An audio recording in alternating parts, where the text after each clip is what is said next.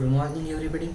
I am Dr. Nitin Joshi, Professor of Neurology with teaching experience of 25 years, working as consultant neurosurgeon in Panvel. Today we will discuss cystolithotripsy in male patient. This is because incidence of bladder stone is significantly higher in males than in females. Cystolithotripsy means fragmentation of stone by some energy source like pneumatic lithoclast or laser energy or electrohydraulic or ultrasonic energy source. Due to availability of various energy sources like pneumatic lithoclast, laser or electrohydraulic or ultrasonic waves, the incidence of procedure of cystolithotripsy has significantly gone down. This is because cystolithotripsy is much more safer than cystolithotrity. So the incidence of procedure of cystolithotrity has significantly gone down and the incidence of cystolithotripsy has significantly increased. This is because cystolithotrity means mechanical crushing of stone with stone crushing forceps or Mormar stone punch. The inner end of the instrument used for mechanical crushing of stone are sharp. These ends can cause significant bladder injury.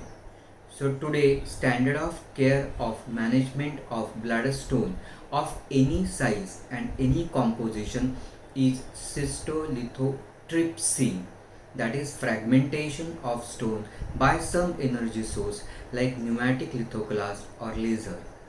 Being pneumatic lithoclast is cheaper, proved technology, it is commonly used. The first step in cystolithotripsy is diagnostic cystoscopy, that is pan endoscopy. Diagnostic cystoscopy is done with smallest size, adequately lubricated sheath under vision with good illumination and good irrigation, gently without trauma. The endoscope sheath is allowed to fall by its own weight, that is by gravity, without any force.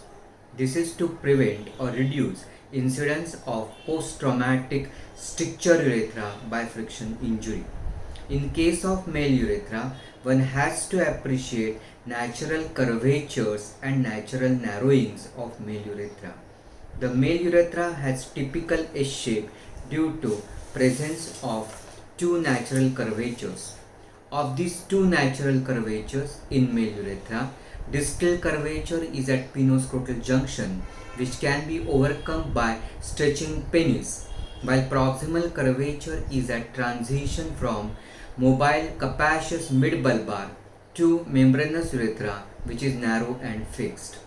The proximal curvature is overcome by depressing outer end of sheath, which will result into elevation of inner vesical end of sheath. There can be presence of additional third natural curvature in presence of significant bladder neck elevation secondary to posterior commissural hyperplasia or due to presence of predominant prominent protuberant median lobe present between 5 and 7 o'clock position. In presence of this third natural curvature, one has to further depress the outer end of sheath and has to give head-low position to negotiate this additional natural curvature by inner vesical end of sheath. Failure to do this may result into subtrigonal perforation. The natural narrowings in male urethra are external urinary meatus, transition from fossa navicularis to distal penile urethra, and transition from capacious midbulbar urethra to narrow fixed membranous urethra. During passage of 25 French sheath for cystolithotripsy, taking into account natural curvatures and natural narrowings in male urethra is important to prevent or reduce post-instrumentation stricture urethra by friction injury. While passing small size lubricated sheath, one has to notice any rigidity or narrowing or stricture in urethra. If presence of any stricture in urethra before instrumentation of 25 French sheath. Visual optical internal urethrotomy should be performed with chassis urethrotomy provided stricture is away from external urinary sphincter. If sphincter is closer to the stricture, then the cutting is avoided. So rather than cutting, the stricture which is closer to external urine sphincter is dilated over glide wire. This is to prevent post-op incontinence of urine due to accidental cutting of few muscle fibers of external sphincter. While passing endoscope sheath, if one notices any narrowing in the urethra, particularly in external urinary meatus or any rigidity in urethra, rather than dilating external urinary meatus or urethra by sharp tapered urethral dilators, it is better to perform Otis urethrotomy by modified Otis urethrotomy after adequate lubrication. This is because use of these dilators, which are sharp taper end, may result into significant deeper mucosal tears in urethra. In case of external urinary meatus, in addition, external urinary meatus is the site of accumulation of secretion of periurethral glands of Leiter. Due to trauma causing deeper tears, these secretions then penetrate into deeper layers, causing significant irritation and hence inflammation. Significant inflammation secondary to trauma and irritation secondary to secretions result into deposition of significant collagen tissue, thus producing multiple ring-like strictures after forceful dilatation with tapered sharp dilators. On the other hand, the blunt blade of Otis urethrotomy only splits tough fibrous inelastic tissue without any injury to normal healthy elastic resilient tissue. Otis urethrotomy produces only single sharp smooth cut in predetermined direction, that is in longitudinal axis at 12 o'clock position. This single sharp smooth cut in penile and bulbar urethra heals by epithelialization. Now, once we enter into the bladder, in addition to bladder stone, the bladder should be evaluated for presence or absence of any growth or diverticulum in the bladder. If diverticulum is present, then it can be due to presence of long-term bladder outlet obstruction or secondary to neurogenic bladder. If diverticulum is present, one should note its size, the relationship of diverticulum to both ureteric orifices, and any growth or stone or infection in diverticulum. Bladder should be evaluated for presence or absence of cystitis or trigonitis secondary to infection or secondary to friction by stone. Bladder capacity is noted down. This is because if there is accidental intraoperative bladder perforation, then difficulty in bladder evacuation is the first sign of bladder perforation. Bladder should also be evaluated for bladder outlet obstruction changes in terms of cellules, saccules, diverticuli. Secondary to long-term bladder outlet obstruction, there will be work hypertrophy of detrusor musculature. The mucosa between hypertrophied detrusor musculature will start outpouching in form of cellules, saccules, diverticuli. Stone should be evaluated in terms of site, size, number and color. Before starting the actual procedure of fragmenting the stone, the proper functioning of proper instrument assembly of pneumatic lithoclast is carried out. Now 25 French sheath with standard breech with 0 degree or 30 degree scope is introduced under vision. After entering into the bladder, the standard breech is removed and spatial lithotripsy breech is attached. And this is a spatial lithotripsy breech where one can see that there is attachment and provision for passing the 0 degree scope, which is called as a viewing channel, and just below it is the presence of a working channel. So both are in the same straight line. Through the working channel, one can pass the straight rigid metal probe, which is called as the special bladder stone probe or cystolithotripsy probe. So it has got it is a special breech, cystolithotripsy breech, which shows one viewing channel, and second it shows a working channel. Both on the inner side are present in the same straight line. Larger is for the viewing channel, but it is shorter, while the channel, working channel, which is on the lower side, but it is thinner and it is longer, so that the probe can pass beyond the endoscope, beyond the 0 degree scope, and it can touch the bladder stone. So through the working channel, one can pass rigid straight cystolithotripsy probe. This special cystolithotripsy breech can be attached to 25 French sheath like a standard breech. The principle of stone crushing by pneumatic lithoclast is like that of pneumatic drill. Pneumatic shock waves are induced by using a compressed air system driving a mechanical vibrator. Pneumatic lithoclast consists of two components. One is compressor, which provides airflow at desired pressure, and a mechanical striker, which fragments the stone. Compressor has to supply clean oil-free air to maintain free movements of mechanical striker. Power available to striker is the product of driving pressure and flow of compressed air. Now, after initial inspection of bladder and stone through the working channel of the cystolithotripsy breech, probe is introduced. Note, before introduction of this probe through the working channel, bladder should be partly filled to keep walls of bladder apart. Also, during actual process of fragmentation of stone, rate of irrigation is kept almost zero or just minimal to wash away dust or sand or gravel formed by fragmentation.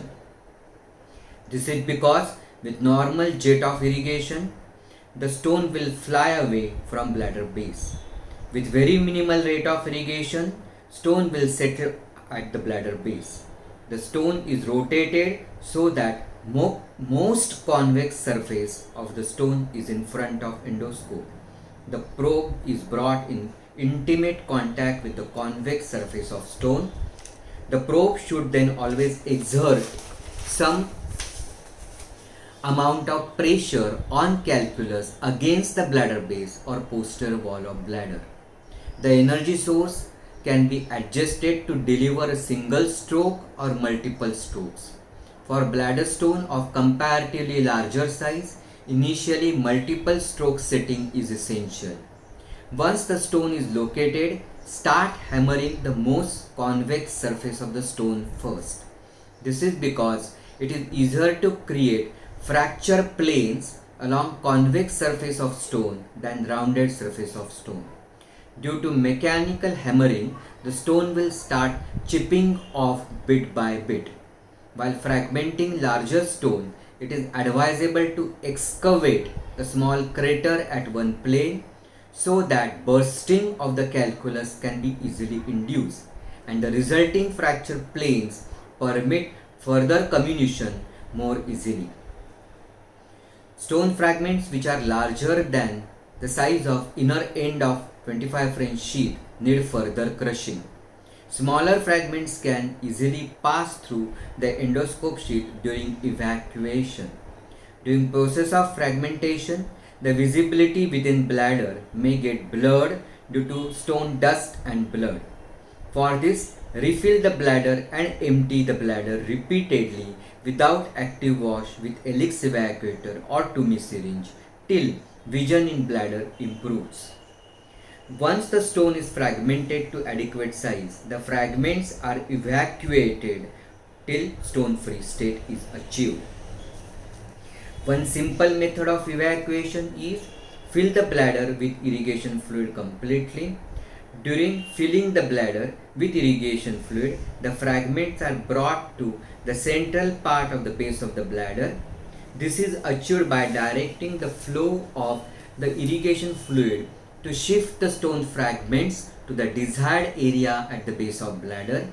Now advance the inner vesical end of sheath just distal to bunch of accumulated stone fragments. Now stop irrigation. Ask the sister to remove the kidney tray just below the outer end of the sheath. When you are about to remove the breech with the telescope, quickly ask assistant or anesthetist to give suprapubic pressure so that irrigation fluid from full bladder will gush out of the sheath along with the stone fragments. Now we'll discuss the other method of evacuation. With the full rate of irrigation into the bladder, the stone fragments and dust thus formed during the fragmentation will get dispersed in different parts of bladder. However, with very minimal or zero rate of flow of irrigation, the fragments of stone will settle on the most dependent part of the bladder, and that is base of bladder. So one will carry out the site of accumulation of stone fragment at the base of bladder with minimal flow of irrigation. Achieving complete stone free state is very important. This is because if a stone fragment remains in bladder for a longer time, it may act as a nidus for further growth of stone, causing recurrence of stone. If the fragment is of phosphate variety that is infective origin, it will act as a focus of infection, causing persistent or recurrent post-op urinary tract infection. If a large size fragment remains in bladder, it may block the eye of draining perurethral catheter, causing failure of drainage of bladder post-operatively, causing acute retention of urine. Also, if a fragment in the bladder is of significant size, then after removal of the catheter, the fragment when coming along with the urine may block the natural points in the urethra, again causing acute urinary retention. So now the method of evacuation. Once one has identified the site of accumulation of stone fragments at the base of the bladder with minimal flow of irrigation, then the 25 French sheath is held firmly and horizontally such that inner vesical end of the sheath is inclined just distal to the site of accumulation of stone fragments. But this inner end should not be touching the bladder mucosa, that is, it should be free. And then when everything is set, then only this special cystolithotripsy sheath is removed to evacuate the irrigation fluid, dust and fragment. And once the irrigation fluid and the dust and fragment start flowing, then one can move the sheath along the floor of bladder from one side of the bladder to the other side of the bladder wall, and this movement is called the sweeping the floor of bladder. Due to this sweeping the floor of bladder movement, majority of the stone fragments will get evacuated.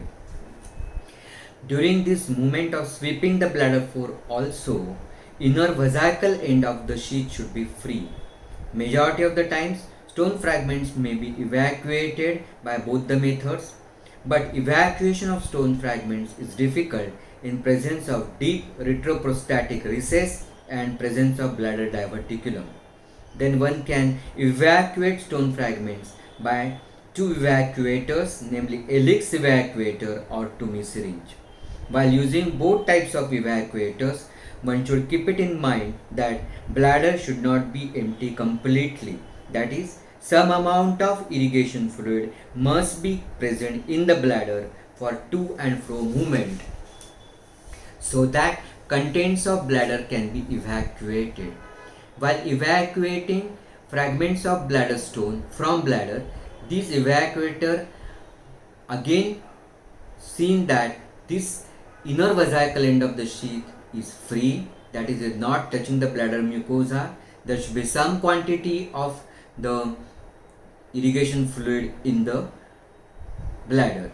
If accidentally the inner vesical end of the sheath is touching the bladder wall, then due to the suction action created by these evacuators, the bladder mucosa will get sucked in, that is, will get sucked into the inner end of the sheath, causing trauma to the bladder. Also, one should identify the exact site of accumulation of stone fragments at the bladder face and direct the inner end of the sheath just distal to fragments. Before application of Elix evacuator to outer end of the sheath, it should be properly charged. That is, Elix evacuator should be completely filled with normal saline without any gap, that is, there should be no air bubble, and should be tightly closed for proper suction action. The Elix evacuator is then attached to sheath. Before the process of evacuation is initiated, irrigation is started so as to expel the air bubbles trapped in the sheath. The inner end of the sheath is directed towards the fragment and the Elix evacuator is only gently pressed. If it is pressed forcefully, then due to forceful inflow of irrigation fluid into bladder, fragments will get dispersed into different parts of bladder. After pressing Elix evacuator gently, it is suddenly released. Due to sudden release, there will be creation of vacuum in Elix evacuator and generation of high pressure in bladder, thus causing evacuation of the irrigation fluid and fragments from the high pressure to vacuum, that is, into the Elix evacuator. The contents in Elix evacuator should be changed repeatedly so that fragments of stone will not move back into bladder. Continue the process of evacuation till no more stone fragments come. Confirm the stone free state by inspecting the base of the bladder with almost no irrigation. Final inspection should be done by the almost zero irrigation to see for any mucosal injury and any fragment in the bladder diverticulum if the diverticulum is present.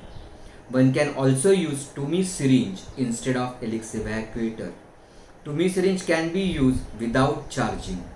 At the tip of Toomey syringe, there is a special arrangement for attachment of Toomey syringe with external end of 25 French sheath, so that Toomey syringe get locked into the 25 French sheath. Due to locking, two instruments form a single rigid unit, so that movement can be coordinated. Like evacuation with Elix evacuator, bladder should be partially filled. Also, the inner vesical end of the sheath is kept just distal to accumulated stone fragments and should be free. That is, the inner end of the sheath should not be touching bladder mucosa. Then only the piston of the Toomey syringe is suddenly withdrawn to create a vacuum and suck the irrigation fluid along with the stone fragments into the Toomey syringe. While confirming stone free state, one should look for any bleeder and any mucosal injury. This is because during process of evacuation, there is significant pumping action. This significant pumping action can cause significant pressure changes in bladder, which may cause opening of certain minor bleeders from the site of trigonitis or cystitis. If the ooze is minor, it will stop on its own. After confirming the stone-free state and no injury, 14 French Foley's catheter is inserted, which is usually kept for 1 day. Thank you very much.